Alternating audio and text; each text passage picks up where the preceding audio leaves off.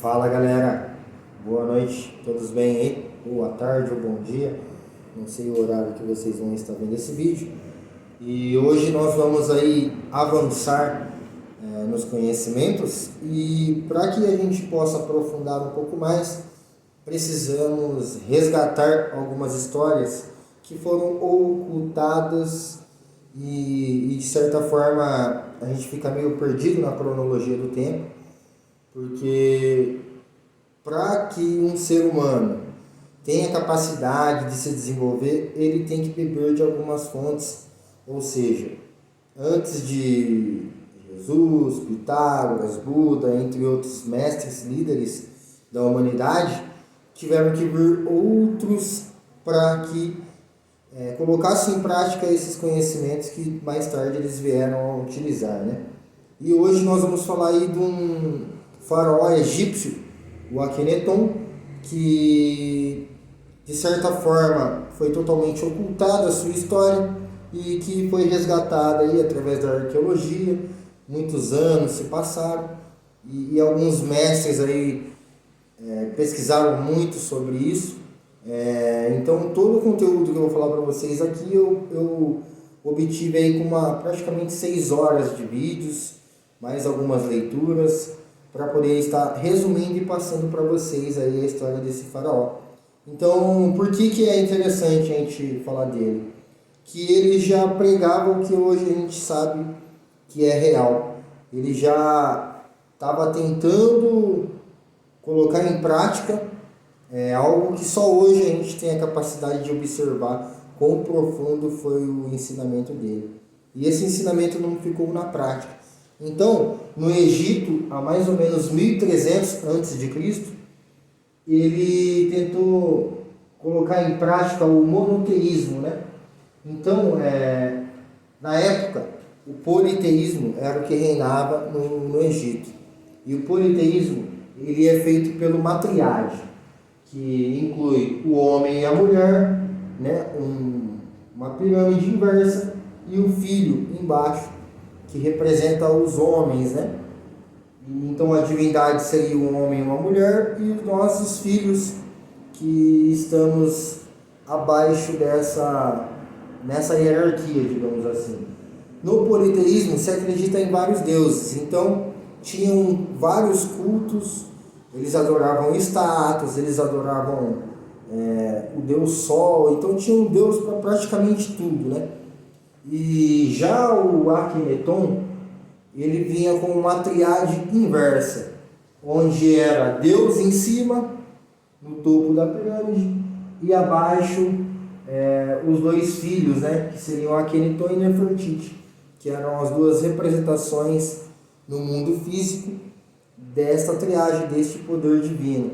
E ele acreditava no monoteísmo, e na verdade esse Deus Sol é o único Deus que existia. Então, hoje, estudando um pouco mais física quântica, mecânica quântica, nós chegamos também nessa ideia de que existe uma única consciência permeando toda a nossa realidade. Então, esta única consciência, ela fica mais fácil de ser entendida, por exemplo, pela estação de rádio, que independente de onde você estiver, se você estiver no metrô a 100 por hora, você consegue apenas ajustar a frequência e ouvir a rádio. Ou você no metrô a 100 km por hora, conversar no celular com alguém lá do outro lado do mundo, sem interferência nenhuma, justamente por se tratar de uma frequência, né? Como nós vivemos num campo energético de uma única consciência, não existe uma interferência local ou não local, né, para que essa comunicação ocorra. Então, de certa forma, isso mostra um campo de uma única consciência, onde nós conseguimos trafegar informações sem nenhum impedimento. Se fosse vários deuses, talvez essa comunicação, certeza, ela não ocorreria, porque não teria conexão, né? Então não faria muito sentido. Mas há 1300 anos atrás, quando Akhênaton tentou implantar este conceito, ele teve muita resistência. porque isso afetava os negócios. Por que eu digo isso? Quando Akhenaton assumiu, uma das primeiras medidas que ele tomou, por entender que todos os seres humanos são irmãos, ele implementou a libertação de todos os escravos. Então existia muitos escravos na época no Egito, e ele já encerrou com a escravidão, coisa que nos tempos atuais, foi conseguida essa libertação dos escravos, né, dos negros, mexicanos e vários outros grupos de escravidão, foi só conseguido com Abraham Lincoln, há 130, 150, 140 anos atrás.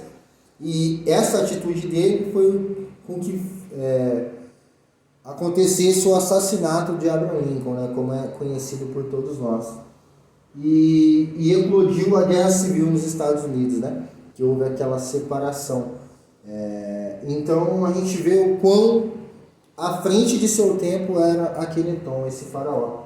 Então, na época do Egito, não existia separação de Estado e religião. Era tudo uma coisa só. E ele fez uma cidade demarcada, toda fechada com algumas saídas, que era justamente esse campo, esse local energético, onde era pregado esses ensinamentos. E nessa cidade ela não existia escravidão. Nesta época que ele teve seus familiares como reis, né, como faraós, que foi o Amenhotep IV, que é o seu avô, Amenhotep III, que foi o seu pai. Então o Akhenaton, ele assume todo essa preparação do avô e do seu pai, e começa a implantar tudo que o pai dele estava tentando implantar aos poucos, um pouquinho ali, fazendo crescer. Akhenaton não, ele já foi e deu no meio, né, digamos assim, e já implementou o monoteísmo. Então não existe muito o que argumentar sobre o politeísmo e o monoteísmo, porque como seres humanos, e representar um quarto reino de realidade de consciência dos animais, o que nos faz diferente dos demais seres é justamente a capacidade de abstração. Então, hoje a gente vê muitas pessoas que saem da favela e conquistam coisas extraordinárias, e muita gente que tem conhecimento já de um certo nível, tem um investimento, só que por negar aquele conhecimento, às vezes a pessoa não chega muito longe. E tudo isso mostra que todos temos a mesma capacidade, o cérebro do mesmo tamanho. O que diferencia um físico quântico, um físico como Albert Einstein e um mendigo na rua, é justamente a capacidade de abstração. E essa capacidade de abstração é também o que nos diferencia dos outros animais. Porque dificilmente você vai ver um pássaro, um lobo, um leão ou qualquer outro tipo de animal ter um Deus, essa capacidade de adoração a um Deus. Então, quando uma pessoa se diz, eu sou ateu, não acredito em nada, ela, com todo respeito, está se colocando no nível desses animais, porque ela não usa essa capacidade de abstração. E essa capacidade de abstração é o que nos faz ser seres humanos. Então nós adoramos, capaz do nosso intelecto, experiências, pesquisas e estudos, nós conseguimos ver a perfeição do todo, criada por algo, né? Por algum criador, por alguma consciência divina. E toda essa perfeição ela só é percebida com esse ganho de consciência. Para você ganhar consciência, é justamente esforço, né, galera? Estudo, pesquisa, diálogo e muito mais, né? Então, todos nós poderíamos ser Albert Einstein. Eu não tenho sombra de dúvidas disso. Só que desde pequeno ele já era um cara curioso e ia quebrando os paradigmas em busca de respostas. Também aplicando a filosofia, que é justamente essa capacidade de questionar a sua realidade, né? Então, voltando aí para Akenaton, ele teve e sua família deixou o reino novo, que foi a consolidação de um vasto território e de muita riqueza no Egito. Foi a época que mais cresceu e mais teve desenvolvimento no Egito. E logo após a queda dele, teve a decadência com Ramsés III, né? Que aí foi só ladeira abaixo e o Egito só perdeu, só foi destruído, só desgraça, só doença e a manutenção da escravidão, né? Que até hoje ainda é possível enxergar essa escravidão em alguns países. Então, o Akenaton, ele tinha um local de adoração em Amarna, onde havia apenas paredes, sem nenhuma estátua, sem nada, a não ser as paredes sem o teto, para que as pessoas pudessem se reunir, fazer sua meditação naquele local e ter o seu contato com essa consciência divina, que ele chamava o Atom, né? O Deus Sol. Então, assim como esse Sol que faz toda essa transformação, né, e essa força de criação para a nossa vida e para o nosso mundo, para o planeta que vivemos, ele acreditava, né, de uma maneira simbólica, que existia um sol para todo o universo, né, uma consciência de puro amor, de pura alegria, que mandava tudo, que criava tudo, né? Então, com esse conceito, fica de maneira bem simplificada aquela questão: Deus criou o bem e o mal, ou o mal na verdade é apenas a ausência do bem? Então, segundo esse conceito do monoteísmo, o mal, ele é a ausência do bem. Então, é uma escolha, né? Quando você nega a luz do Criador, você está indo para o lado da escuridão, né? Então é muito importante a gente levar esse conceito de luz e trevas a sério, porque nós vivemos num mundo dual. No mundo existem 4 leis que fazem com que vários conhecimentos e tecnologia seja espalhado pelo mundo e de maneira efetiva, né? Para que essas invenções dessem certo, nós precisávamos respeitar as leis da física. E são elas 4 forças.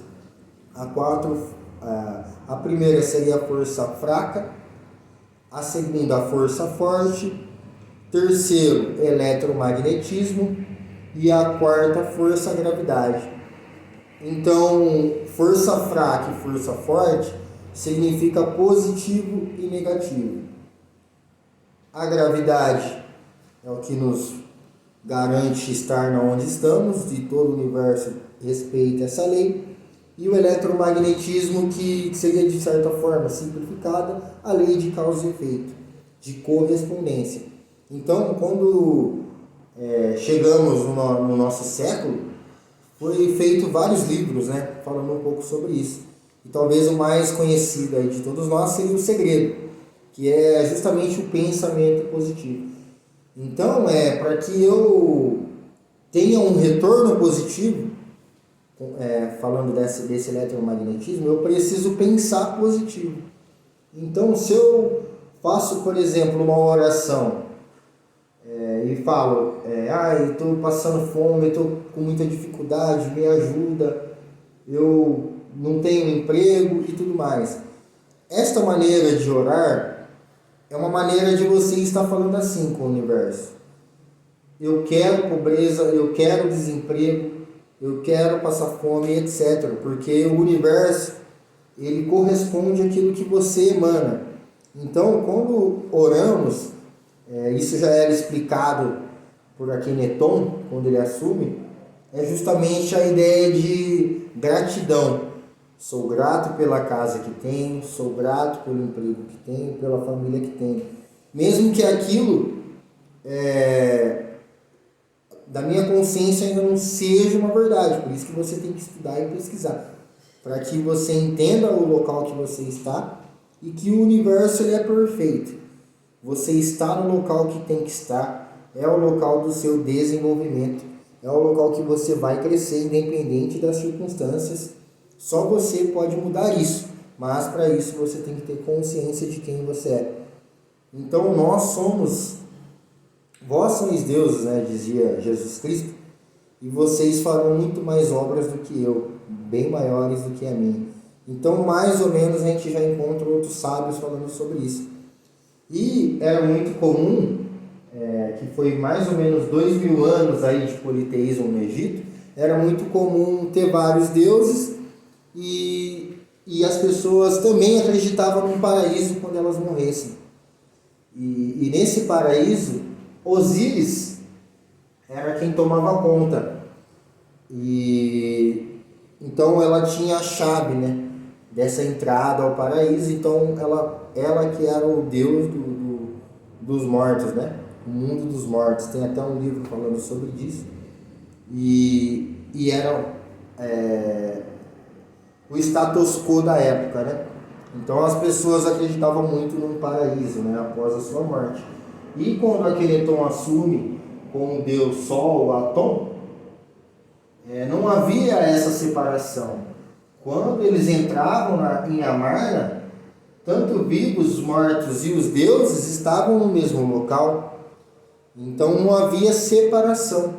Hoje, a gente avançando mais ainda, tivemos outros líderes, inclusive um grande cientista, o Allan Kardec, que traz esse conceito também no Espiritismo, né?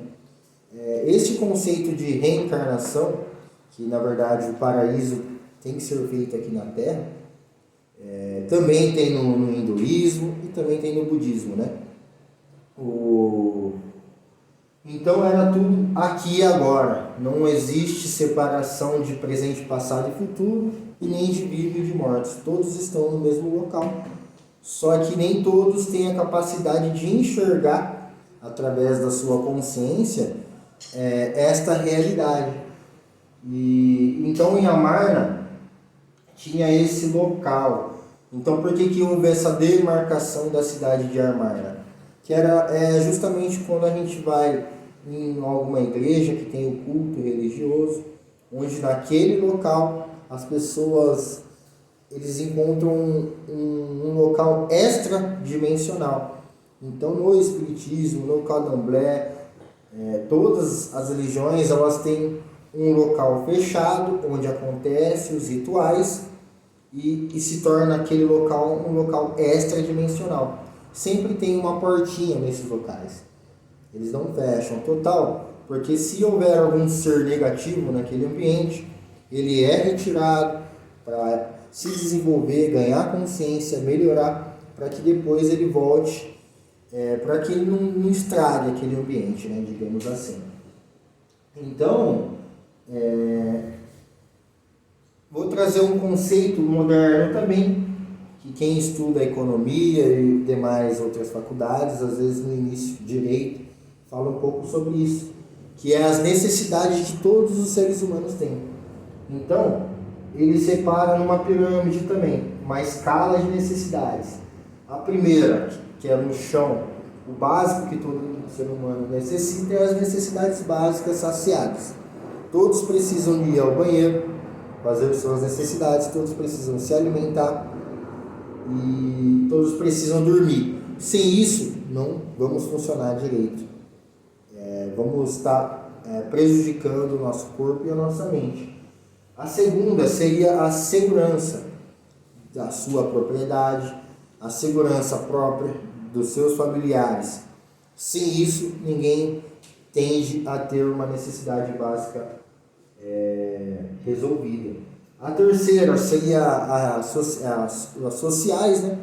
De você casar, ter amigos e também o reconhecimento desses amigos, né? Mais acima dessa pirâmide entra ainda mais forte a questão do reconhecimento, do poder. Então, o cara que diz que não quer poder é porque ele não se conhece. Todos querem poder, ir para algum lugar, viajar. Todos querem sim ter o reconhecimento dos seus familiares, que sejam, né? Dos seus amigos e da sociedade num todo. Só que nesta parte da pirâmide, muitos travam. E a maioria das vezes, as pessoas ficam cegas pelo poder e por esse reconhecimento, onde são capazes de roubar, de matar e de enganar pessoas. E era justamente nesse degrau que se encontrava preso os seguidores de Amon, Amon-Ra, que era um dos deuses que era cultuado na época.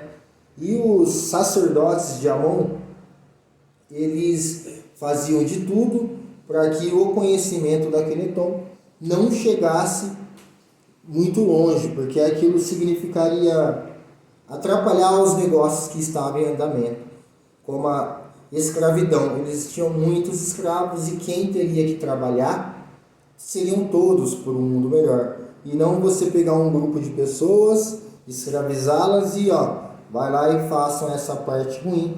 E no final quem vai ficar com a fama de que construiu isso fui eu, né? E com o lucro também. Então, desde o início, os sacerdotes de Amon, eles faziam com que esse conhecimento e que esse ser não se desenvolvesse da melhor forma. Então, a esposa secundária de seu pai, Amenhotep III, a Térica, ela já ensinava mecânica quântica para Akhenaton quando ele era criança.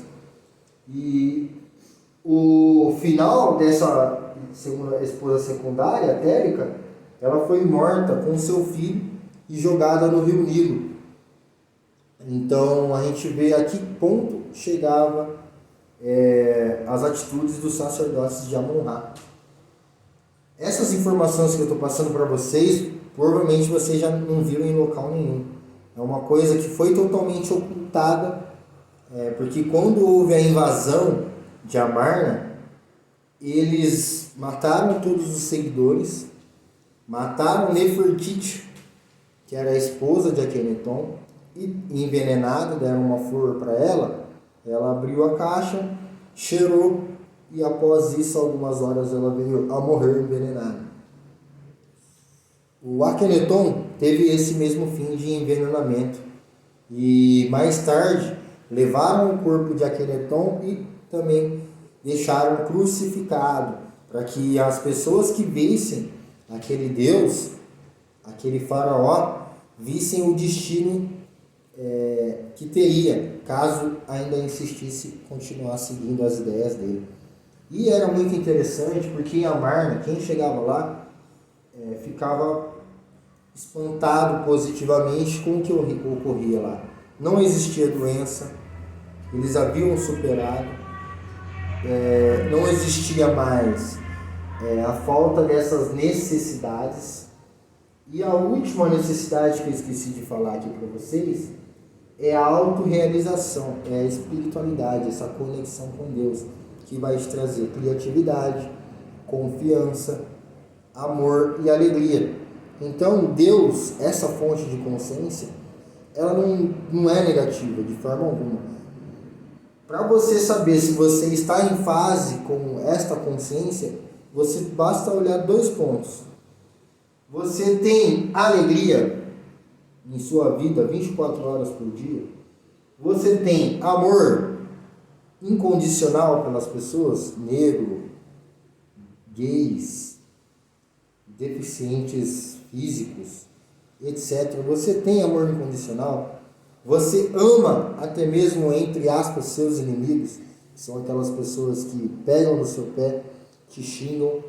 E quando a gente percebe as palavras de outros mestres que vieram depois de Akhenaton, eles falavam desse amor incondicional, né?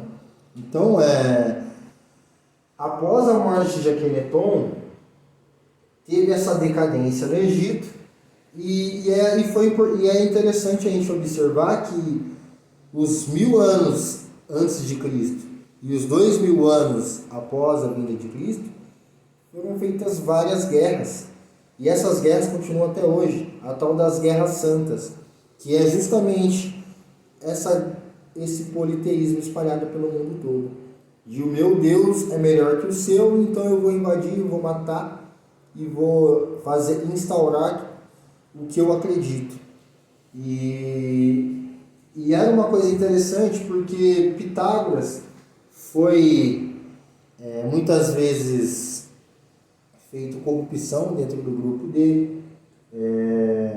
Quando Allan Kardec divulga os seus livros do Espírito, uma igreja em Barcelona, ela comprou todos os livros dele na época e tacaram fogo nesses livros, com a intenção de apagar aquele ensinamento. Só que foi como um tiro no pé, que após eles fazerem isso, aí explodiu ainda mais a venda desses livros, porque as pessoas queriam saber o porquê a igreja teria feito isso. E, cara, é visível que foi apagado toda uma história, porque os sacerdotes de Amon, eles quebraram e destruíram toda a cidade. Na época que o Atom estava vivo e foi feito essa chacina lá em Amarna, ele estava já estudando e trabalhando, elaborando em máquinas a vapor. Essas máquinas a vapor estavam sendo preparadas em 1300. Nós temos nos históricos, após isso, que as máquinas a vapor foram criadas só em tempos modernos, há 300 anos atrás.